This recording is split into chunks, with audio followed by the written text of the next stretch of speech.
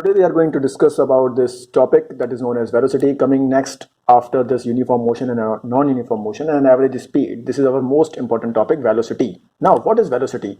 In simple terms, it can be defined as a change of displacement with respect to time, we can say. So here you can see the definition of velocity. So basically, velocity is nothing. It is just defined as displacement upon time taken. Okay, nothing else.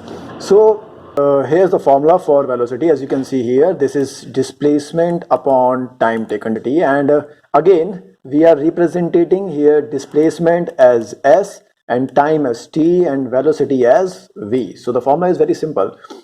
Now one question may arise in your mind that we are having the same formula for speed, we are having the same formula for velocity.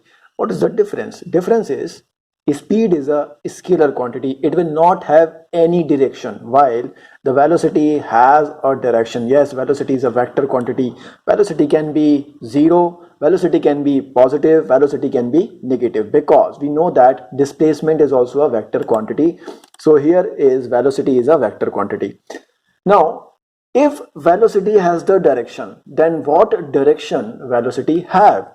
Answer is direction of velocity is the same direction as that of displacement. If a person is moving in the east direction, then the same direction will be of velocity. We can say that yes, velocity can have either positive, zero or negative value. That is why it is considered to be as vector quantities. Now there are two things, there are two ways to change the velocity. First, either you can change the speed of the body or you can change the direction of the body. First we are going to see this point, that how a velocity can be changed by changing the speed. For example, you have seen the fan. Okay, when fan is rotating in the room, so you change the speed like from 1 to 2, so the speed goes on increasing. As you can notice that yes, that velocity goes on increasing. So that is one way of changing the velocity of a fan, you can say. Okay, just an example.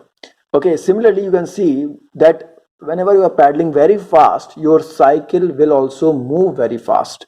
Okay, if you are not paddling anymore, then velocity will not increase. Hence, if you apply the brakes, speed becomes zero, velocity becomes zero. So that is one way of changing the velocity, by changing the magnitude, by changing the numerical value. Yes, again the second point is, as you can see here, is the velocity by changing the direction. Now we will see one example here. Okay, as you can see here, a ping pong game is there, and in this game you see a ball is striking a point. Okay, so this is coming with uniform speed, but the direction is not same, it is changing. Like, see, now the direction is changed, again direction is changed, again direction is changed.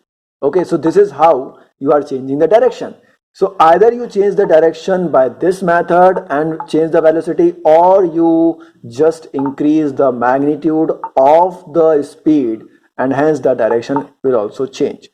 So this is the way to change the velocity. So moving on further, now to convert kilometer per hour to meter per second. First of all, pay attention here.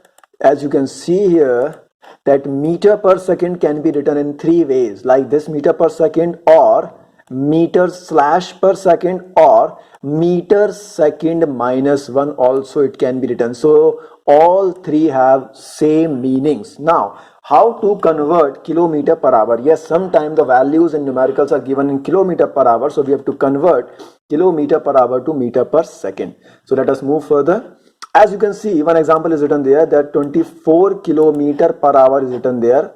So this 24 kilometer per hour has to be converted into meter per second. Now short trick is there, 24 kilometer per hour can be just multiplied by 5 upon 18. Yes, 24 multiplied by 5 by 18 will give you the required result, will give you the required answer. So I'm leaving this result, I'm leaving this answer up to you. Now why we are using here 5 by 18, that is important, how this 5 by 18 is coming here. So pay attention here as we move downwards, one arrow is pointing downwards. So basically you can see here, we are converting kilometer per hour to meter per second. We know that in 1 kilometer, there are 1000 meters. So in place of kilometer, we will just write here 1000 meters. So that is how you convert kilometer to meter. Per means division. So we have applied a division sign here. And 1 hour means 3600 seconds. So basically in 1 hour you have got how many seconds? 3600 seconds. So that makes up meter per seconds. Now if we cancel double zeros here, okay, so that is now 10 by 36. Again 10 will be cancelled 2 times, so that will become 5, and 36 will also get cancelled again 2 times, that will become 18. So that is how you get 5 by 18. So we will go for the short trick, that 24 multiplied by 5 by 18. Anytime you want to convert kilometer per hour to meter per second, just multiply that particular figure, that particular numerical with that 5 by 18, and you will get the answer in meter per second. Must have seen one speedometer there, but my question is, what does the odometer of an automobile measure? Yes, I am talking about the odometer, not the speedometer. You can research it, search it, and find out that what does the odometer do. Then only we can proceed with further questions. So thank you for today.